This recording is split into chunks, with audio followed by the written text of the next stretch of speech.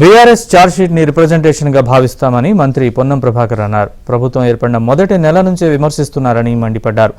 రేవంత్ సర్కార్ను కూలగొడతామని ప్రగల్భాలు పలికారని పొన్నం గుర్తు చేశారు.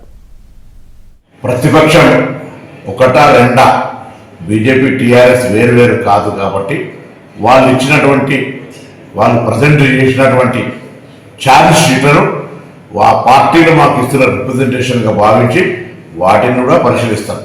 కానీ దురదృష్టం ఏంటంటే ఒక సంవత్సర కాలం పరిపాలన తర్వాత ఇవాళ మమ్మల్ని ఏదైనా విమర్శించినా లేదా ఛార్జ్షీట్ ఫైల్ చేసినా బాగుంటుండే. ప్రభుత్వం ఏర్పడిన మొదటి నెల నుంచే ప్రభుత్వాన్ని విమర్శిస్తూ ఇవాళ మళ్ళీ సంవత్సరం పూర్తి కాగానే మళ్ళీ ఒక ఛార్జ్షీట్ అని ఇస్తే ఇది భావ్యం కాదు. నెలకే ప్రభుత్వం ఎట్లా నడుస్తుందన్నారు, పిల్లి శాపనంతాలు పెట్టారు, ప్రభుత్వాన్ని కూలగొడతామన్నారు, కూలిపోతుందన్నారు. ఇద్దరు కలిసి ప్రభుత్వాన్ని అస్థిరపరిచే ప్రయత్నం చేస్తూ తెలంగాణ ప్రజలు గమనించాలి. తప్పకుండా వాళ్ళు ఇచ్చిన ఛార్జ్షీట్లో అంశాలు ప్రజా సంబంధించిన అంశాలన్నింటినీ కూడా మా ప్రభుత్వం పరిశీలన చేస్తుంది.